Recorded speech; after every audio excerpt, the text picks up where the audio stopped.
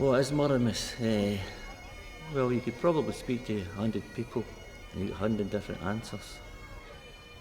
As a quick summary, I would say it's a carnival where the people of Irvine celebrate their history and the end of summer with various festivities.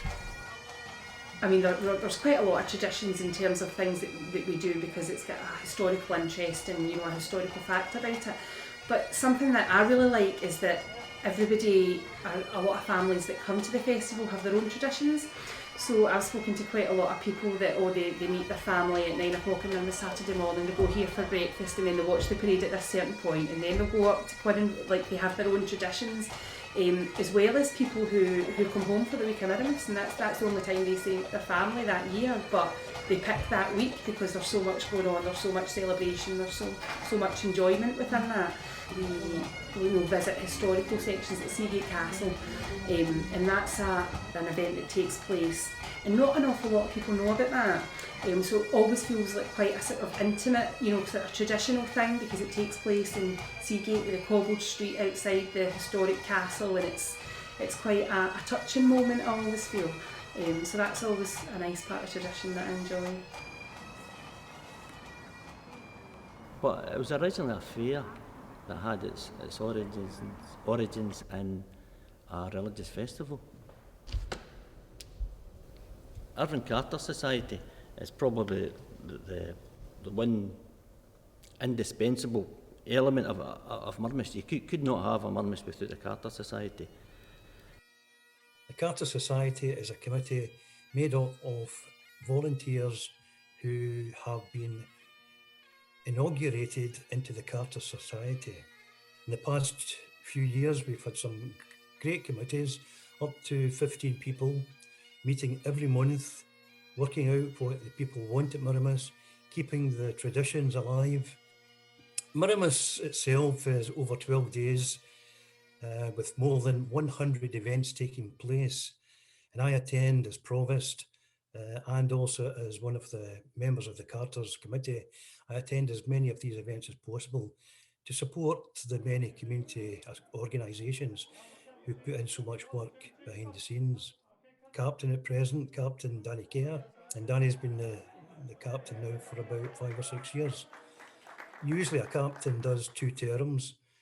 It's not unusual for a captain just to do 2 or 3 years, but Danny, who was the secretary for 25 years, took over as being captain just about 5 years ago.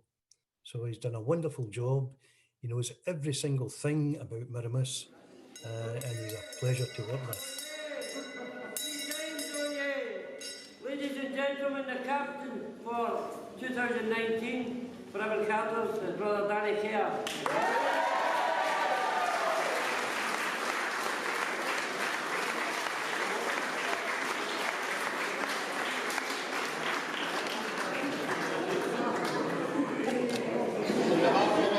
Society, I just thank you for your attendance here. And it's very refreshing to be seeing a house or a hall that is full of people. To become captain of the Carters, you have got to be sitting on the committee, and everything's done traditionally within the society.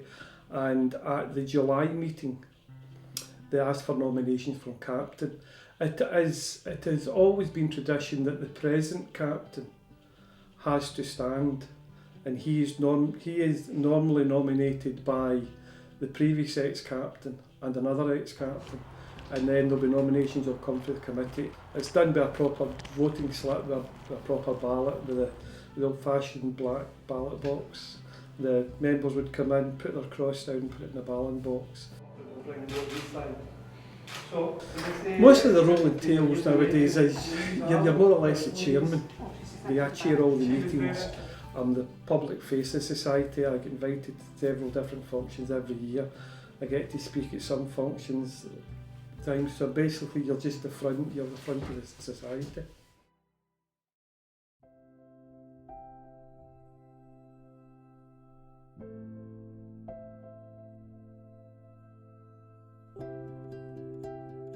The 1920s, Marymass was dying. just after, not long after the First World War. We're in a general strike, poverty was everywhere, and there was no interest in it whatsoever. But a group, a wee hardcore carters, mostly elderly men, they decided that something had to happen. We need to do something. So they had a meeting with P.S. Clark. He was a councillor at the time, and one of them suggested, Captain James Sloan suggested, we need to get young people involved, because it was just all old men that was in the carters and the Marymass itself. So they come up with the idea to bring in Mary Queen of Scots' alleged connections with Irving, and use her as a catalyst for change. And it was suggested we get a local girl, crown her queen, and have her 4 ladies in waiting, 4 Marys, get two young lads to represent Wallace and Bruce, and have a big crowning ceremony and a big parade and get out the moor. Irving in North Ayrshire, I hereby crown you Rebecca Hanby, Marymass Queen for 2018.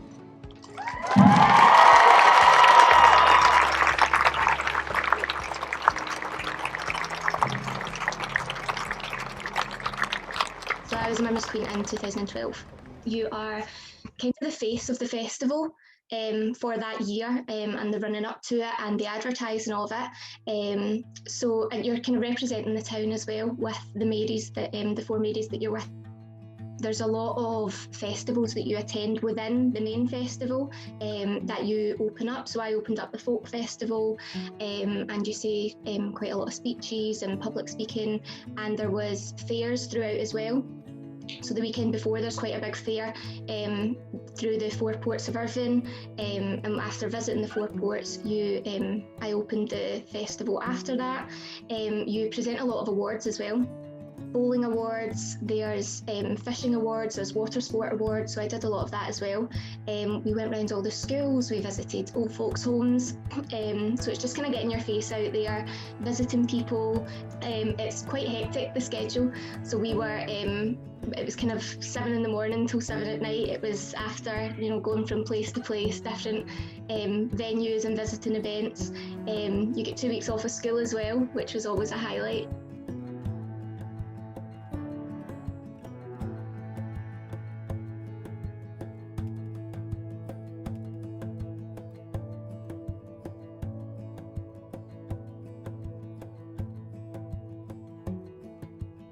It's up to the school to nominate the girls. We don't actually take anything to do with the nominations. All we do is interview them. The interview process isn't a lengthy process. All it is to get them to talk, get them to relax.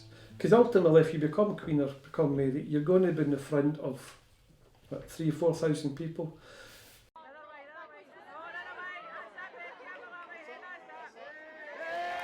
So, you do it in a scoring system. I would give my best girl 3 marks. The ex-captains would give their best girl 3 marks. Their second best girl 2 marks. And their third best girl 1 mark. So at the end, the marks are then collated with a teacher present.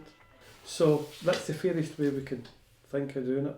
You get told on the day whether or not who got chosen, but it was scary at the time, but it was, looking back, it was a simple process, but it was still quite a lot of preparation, because it was it was my first interview that I would have, so it was good preparation for future. Coming down the corner, a fellow sneaks it up, and 1,000, a fellow sneaks up in the far side, and let's go!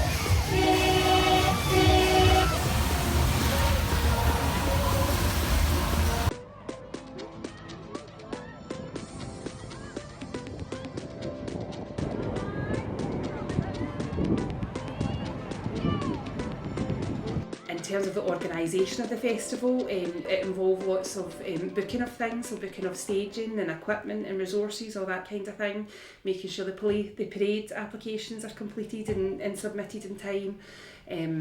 There's a whole host of different sort of responsibilities, but there is a whole committee there, and we do share quite a lot of the responsibilities, with each of us taking our own sort of area of organisation for that.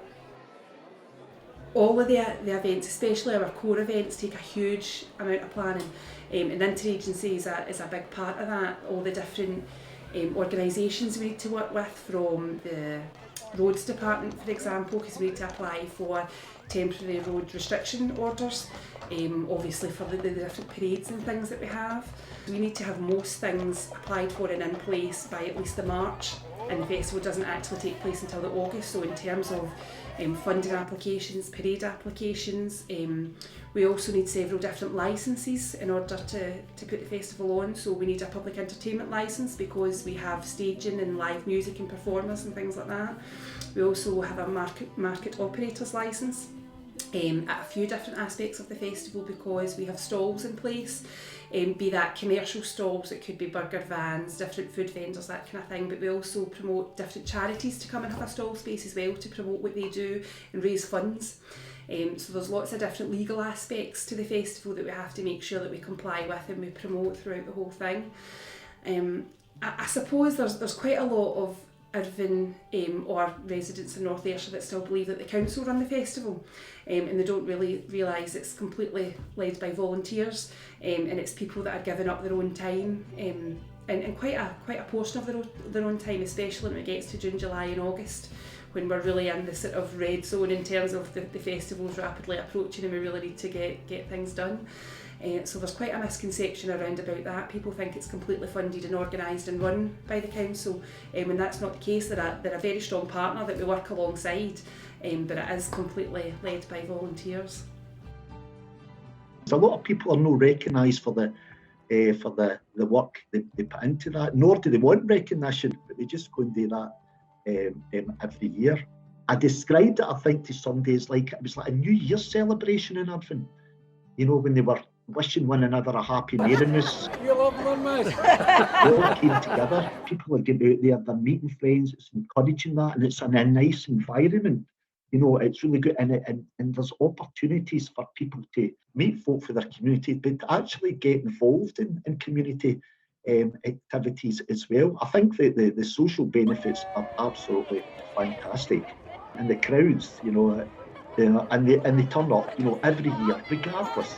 You know, you think the weather's bad, it's just a sea of umbrellas that year, you know, and that's the difference. They'll still be there, you know, and support their town and support everybody else that's putting something into the festival. You know, they celebrate it regardless of what was going on in their lives. They came and they were happy. It was great, you know, and they sit in the same bit every year on year in the moor, you know, they recollect back years and years and years of what they've done with their family, and it was just like, this is really, really good.